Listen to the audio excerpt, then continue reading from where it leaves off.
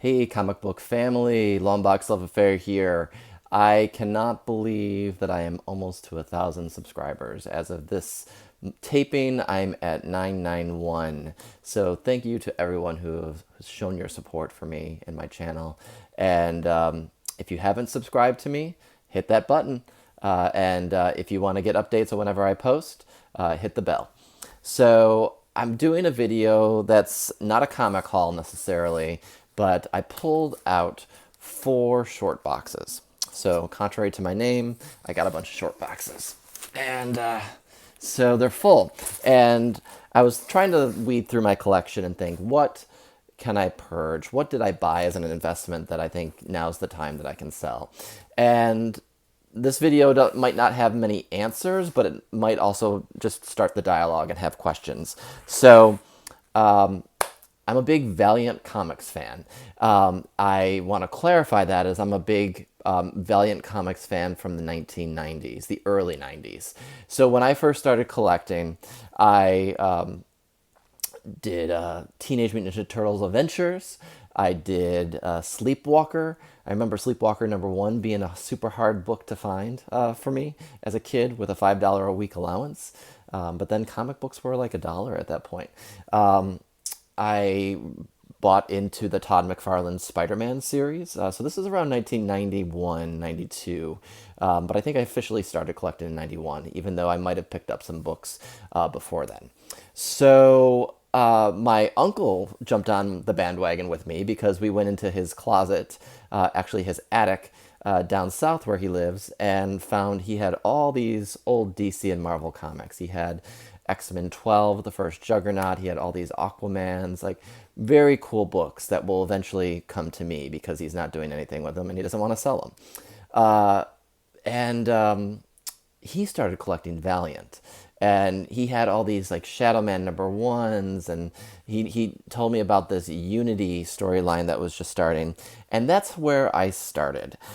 So I picked up as a kid, started picking up the Valiant stuff.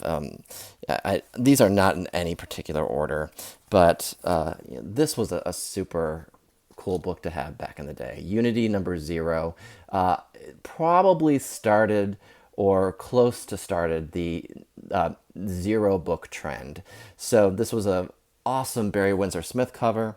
It had almost all of the characters from the Valiant universe: Harbinger, Solar, Magnus, Exo, Rye, and that's Archer and Armstrong and Eternal Warrior.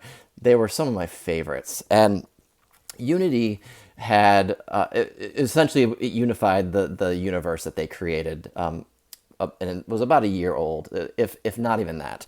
Their characters, some of the Valiant comic characters were from Dell and other companies, and some of them were created just for Valiant themselves.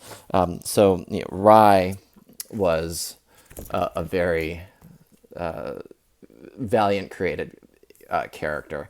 They killed him off in this issue, actually. Issue #6, which was crazy at the time. Why would you kill someone off in the 6th issue? But then they had a 7th issue, epilogue, and they brought it back as Raya and the Future Force, and someone inherited the title. Then there was Eternal Warrior, that had a super cool Frank Miller cover, and Archer and Armstrong, which expanded the universe. Magnus was a previous character. Exo was a new character. Shadow Man was a favorite of mine. I like the dark characters. So all of these books just really opened my eyes to the Valiant universe. Solar and this villain, Erica Pierce, they really couldn't replicate a new villain after her. And they sort of deposited her away after the storyline, and they never really used her again. So this was the height of Valiant Comics back in 1991, 92. And actually, Valiant Comics is separated into 2 categories: pre-Unity and everything else. And the pre-Unity books are pretty hard to find. So I did some binging recently, not too recently, but in the past year or 2 years, that whenever I would see a Valiant comic for cheap, I'd pick it up. And actually, there were some message boards back in the day meaning within the past 8 years that were people trying to save Valiant Comics from the dollar bins, and if they saw them, they would pick them up. And so that's what I would try to do if it was a book that I really wanted. I love this cover. It was the conclusion to Unity. This was $1.50. The zero issue I showed previous was free if you were signing on to collect. So since I, as after I, grew up, you get an income, you have eBay. It's a lot easier to find those gold issues, and so Valiant started the trend of having these variant gold issues. And so with this Unity, they had two actually. They had a gold and a platinum of that cover. So just cool chase variants. I don't have it in this box, but Unity Zero had a red variant that I picked up at one point not too long ago, and that was always hard to find.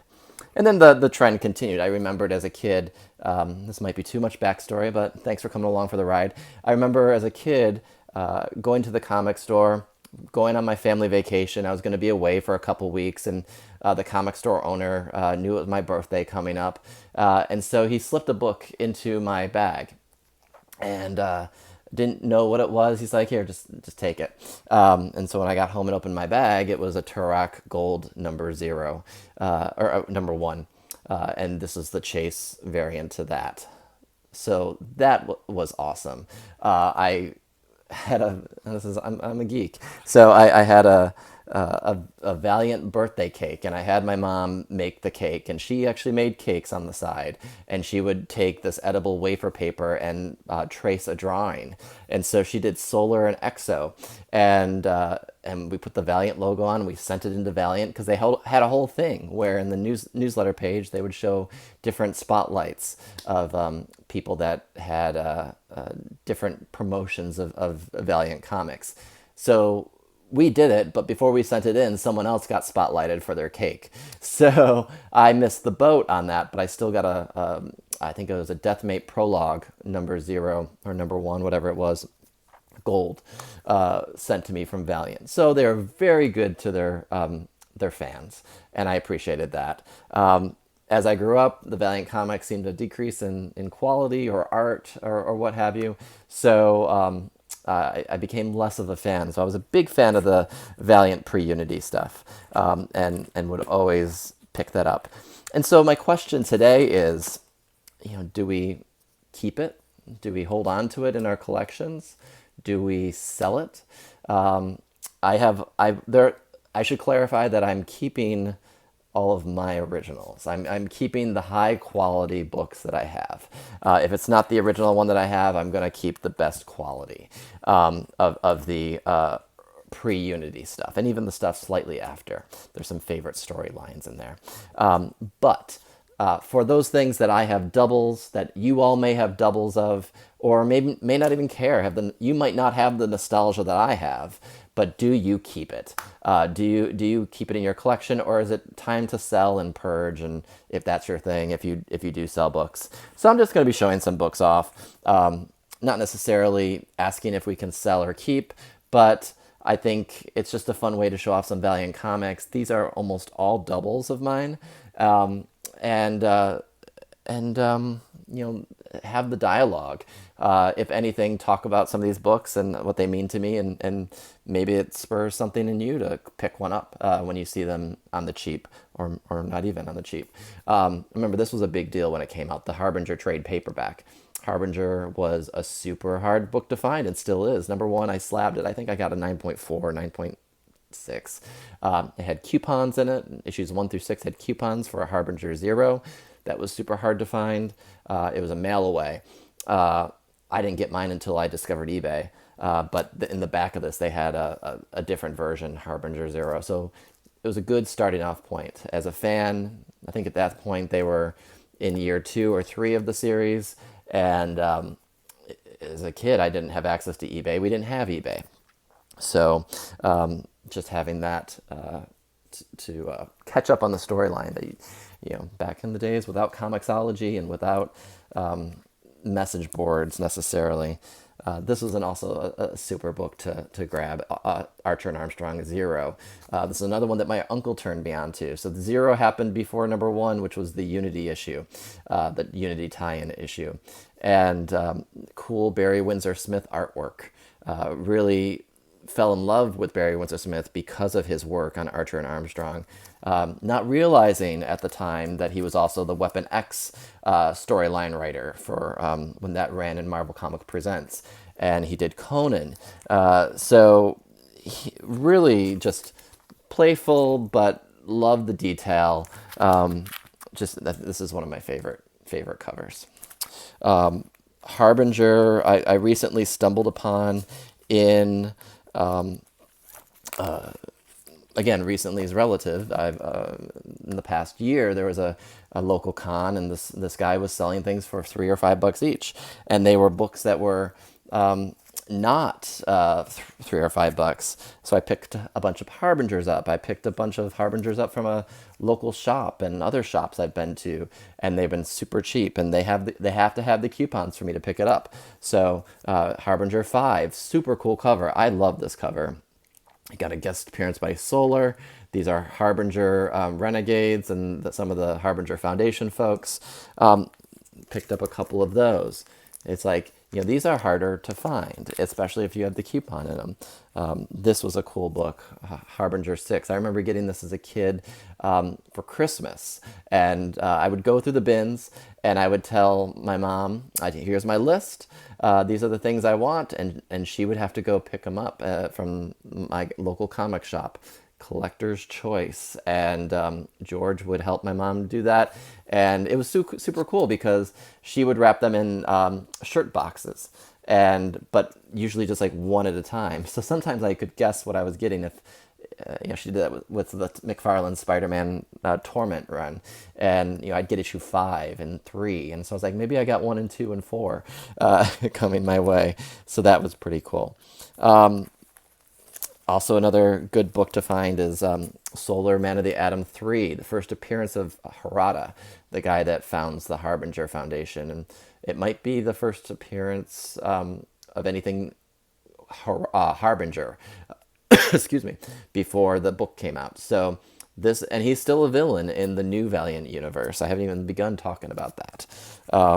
So just some cool books that I find at different places that I pick up. These were dollar bin, and they're technically pre-Unity. They're not sought after necessarily, but Solar number 8. And then some post-Unity books. This is cool. Joe Quesada got his start. Not his start, but he did a lot of work for Valiant. And so this is the first appearance of Solar the Destroyer, a portion of Solar there. Mike Mignola did some artwork for Valiant. That was just cover artwork, though. Solar number 1, picked this up maybe for it says $5. I might have paid $5. I'm not sure. I might have got a deal. And then I got out of collecting for a while, and I went back after coming to DC and having a career and being able to pay more than $5 a week on comics, or having a college student's non-salary to buy anything. So I realized that Valiant had closed and had reopened as Acclaim, and then and then Valiant had a resurgence recently. But back then Valiant closed its first iteration. So I went and tried to find the final books. So there's Ninjak number 26. That's the last issue. This is the second to last issue of Solar. Solar 59. So, and Solar 60 is a sought after one. You hardly ever see that out there. But yeah, Acclaim came in and took the characters and changed them up. This is a Solar book, but it's a Solar Man of the Atom special.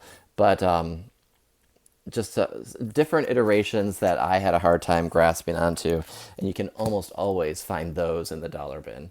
I think the pre-Unity stuff has become hotter these days. Oh, look. We got Harbinger 1. So I know specifically I bought this one with a bunch of other keys from Valiant, and it was packaged together for like $75. It was cheaper because there is a tear in the cover here. It does have the coupon, so at some point I'll probably sell it. I'm not sure if I'm selling it now, but that's part of the question. It's like, do we sell? These are some more. These are different ones than the ones I just showed. I was a big fan of the Magnus Robot Fighter series, and this was a mail away that they did in that run. And it was, there's a sale version and a mail away, and I believe this is the mail away, and it does contain a card, a Magnus card in there, just like the original 1 through 8 did. A big purchase when I was a kid was going to a con back where I grew up, and they had the first appearance of Rai, the Japanese superhero, in Magnus Robot Fighter 5. And so it was a big deal to find this. And then earlier this year, I find 4. So these are books that, well, maybe they sell for 5, maybe they sell for 10, maybe they sell for 20. But if I can grab them, the nostalgia is actually more important for me. And I still haven't found a copy that I want to grade, even though these are in excellent condition. They're not, in my opinion, they're not 9/8. They might be very close. I might have to take a deeper look at those and decide what I want to do with them. Another Valiant Magnus. So issues 5, 6, 7, and 8 have flip books, and they, well, let me, yeah, just take this one out. They flip out to the Rai storyline. It was, so you had this, and then you flip it, and you had Rai, and it was the next part of the story. And these are the cards and the coupon. So if you do buy these, make sure the coupon is in there. The cards might still be there, but someone might have cut the coupon out to send away to get the Magnus Zero. So I love this shit. I was like, it's not shit. It's amazing stuff. I just love the storyline. I just had a special place in my heart. You read it nowadays, it's probably not as compelling in terms of our standards of writing, but back then it was where it was at for me, especially. But then, Magnus, had some ending, final issues, so I would pick up some of the final issues as well. I think it ended at like issue 64 or something like that. I'd have to double check. I'm sure a lot of you remember this. Bloodshot. Bloodshot number 1. This is, I remember when it came out. It came out the day the Death of Superman came out, because I was babysitting, and I took this book with me. I read this instead of Death of Superman, because I didn't want to open my Death of Superman. I eventually did. Curiosity killed the cat. So yeah, the Chromium covers. Beautiful. I miss the Chromium. I think the Chromium is much nicer than the foil. It's just super colorful, super glossy. So the Bloodshot stuff is great. First appearance of Ninjak. Got a bunch of those. Ninjak is probably the most transferable of the Valiant characters. His first cover appearance on the next issue, number 7. 6 is his first, 7 is his costume appearance. So there was a lot of really key books that came of Valiant. Eternal Warrior, first appearance of Bloodshot in the back. I picked this off the newsstand. Then not too long, and I've been finding them at various conditions, various prices over the past 10 years. Bought one for $5, not a year ago. And then you find this book always cheaper. This was $1 from a vendor. So, but I love these issues, and these were right after that Bloodshot appearance. And it's when I started to officially collect and pick up a bunch of the different Valiant titles. Barry Windsor Smith artwork, Master Dark, super cool, creepy cover and creepy issue. This guy freaked me out. But these as a bookend are really great. And I found them on eBay for pretty cheap at one point. I was like, I'll buy them again. Some final issues of Eternal Warrior. That's issue number 48. Issue number 49, and I think 50 is the last one. I have that elsewhere in my collection. And then, there's a lot of other firsts. Hardcorps, whatever you want to call them. They came in Harbinger, picked it up off the newsstand. So just really Again, sweet place in my heart. I remember seeing this before I knew what Dark Knight Returns was, and this is the homage to that Harbinger 13. Yeah. And 250, $250 price. Some of them were 225, some of them were 250. 250 you got the glossier pages, and that was a thing back then, and those pages are beautiful. Jim Lee did the first cover for Hardcore when they became their own series. So just some favorite things. And I just haven't decided if I want to sell these or not. Let me clarify. I want to sell them. I just don't know when. The market fluctuates. When you heard there were movies coming, they picked up. Then they have died down. Bloodshot seems to be doing a movie with Vin Diesel. So it's just what will actually happen and when can you get the biggest bang for your buck? Like I said, I don't have the answers, but if any of you have any feedback, I'd love to know. Magnus 21. This was a favorite of mine. This was the beginning of the Malv War. And it was a future war that was like these robots, and Magnus and Rye crossed over into one another, and it was just super compelling. We haven't even talked about Exo Manowar #1. I bought this at a con in Buffalo as a kid.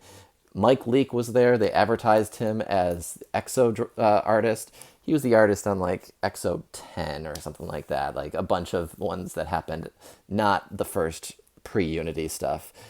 He signed my book. He had nothing to do with my book, but he signed it. And as a kid, I didn't know the difference until I got home, and I was like, what?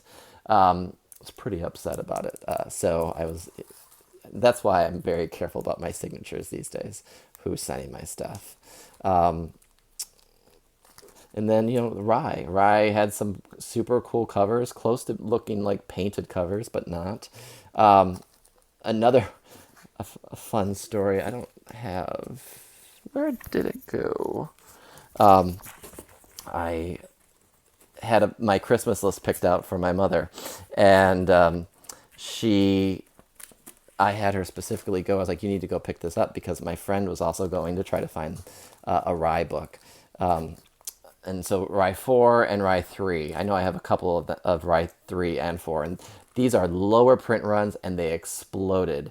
They exploded right after my mom picked it up for like $5 or $10. And so my friend went to go get it, and my mom had already picked it up for me for Christmas, and I was super happy about that. So just another series that I love. I know it's dated. I remember picking things up at certain cons. So the nostalgia, that's a super cool cover. I love it. The nostalgia of these books is, you can't compare. I realized that Bob Hall, who did some Avengers, is going to be he did Shadow Man as well. And he's going to be at Baltimore Comic Con, first appearance of Master Dark. So I might...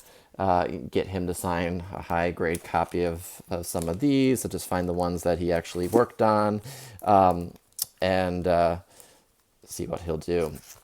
The final issue of Shadow Man, super hard one to find. So yeah, there's a lot of great stuff. But then Valiant tried to reinvigorate themselves with Deathmate, with Image Comics. It came out in fits and starts. Rob Liefeld, you know how I think about him. Joe Quesada.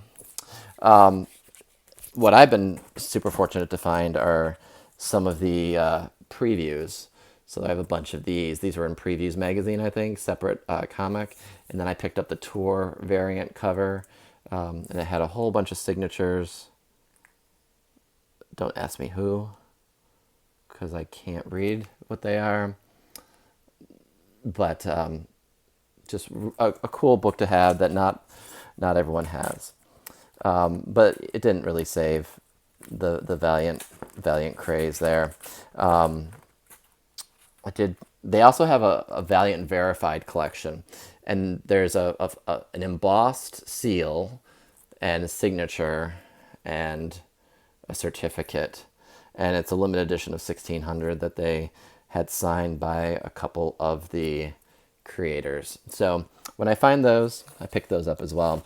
Those are probably ones I will not sell. One of the things that's perplexed me, though, is Acclaim bought Valiant and their heroes, and then they contracted with Jim Shooter to do Unity's 2000. That was a 6-part storyline that only came out in 3 parts. They went out of business, I think. I think that was the end of Valiant, this last issue. Super low print run, not a great read, very disappointing. If they stuck with some of their core characters and core stuff going on, maybe it would be different. So Valiant went quiet and then has come back in different iterations. So Dynamite has done some Solar and Magnus. They bought the properties, and these are homage covers, which I love. I love the Bob Layton did this, both of these. But then Valiant came back as its own run, and riffed off of different things. So they did Book of Death storyline. They did stuff with Geomancers. These are harder ones to find. These are variant covers. They did that storyline with Clayton Crane, 4001 AD, which Clayton Crane's work here made me fall in love with him, with his art style. I did not care for his stuff when he was doing Spider-Man, just something about it. But as soon as he was back in the mix with Rye, I was like, okay, this guy is something else. Exo, I bought a whole bunch of the Exo stuff that was going on recently. But I've recently just canceled my subscriptions to the Valiant stuff. It's stuff that I just was reading last. Wasn't really into it. It's just sort of like the bastardization of the books that I fell in love with as a kid. And just wasn't something I loved. And in my opinion, if I don't love it, I need to move on and focus on not acquiring so much in my collection. So I did. And I'll probably end up selling a lot of the recent ones. But again, it's a wait game. When do we wait? When do we sell? And this was cool, a retailer preview edition of Rye 1. Picked that up at a con. This is always a fun one from the pre-Unity or right after Unity Rye 1. You could say this is the first appearance of Bloodshot. It came out right around the same time as Eternal Warrior. So Eternal Warrior number 4. So I've been picking up the variants, the gold, more platinum ones. Those are always just cool to have, and try to keep my childhood afloat. But be curious to hear what you have to say about all of the Valiants, and do you collect them? Do you like them? I've got one more box I'm going to just take a quick look at. Oops. Sorry about that. I really tried hard. Divinity was their first new character, I think, and did pretty well. The first story was getting a lot of buzz. Then they've sort of beat it to death. Ninjak 1. This book was hot for a minute. It might still be. The variant cover with the female Ninjak on there. There's still some really great stuff. They were doing the 8-bit variants, and those were fun. I was picking those up for a time. Faith is probably the one character that has really jumped off the page and could transcend just because she's so relevant, body positive, everything that we need in the world these days, and just a positive force for the world. Archer and Armstrong had a good first several storylines. They were intriguing. I just fell out of interest somehow, and never got it back. So, just they did have some cool concept covers and things like that. But I do have runs of these things. Shadow Man was good stuff too. I got disgusted with them at one point and just sold them all, and then I reacquired a bunch back, 8-bit variant, or 6 or 16 or whatever it is. And this one's a cool cover. I do love this cool cover. So this video's gone on 30 minutes. I didn't think I'd be talking for 30 minutes, but if anything, hopefully you see that I am passionate about Valiant Comics. It's sort of where I marked my territory as a kid, but more so with this, not so with the current. So I gotta keep on doing that. I'm sorry. You'd think after getting almost 1,000 subscribers that I'd be a little bit more at ease with working the camera.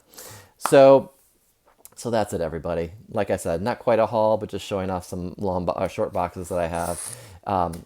If you stuck it out this long, thank you. If you're a Valiant fan, let me know, because I certainly am, and like talking about that and would love to hear what you have to say. So again, thanks everyone for watching. Take care, and I'll talk to you later. All right, bye-bye.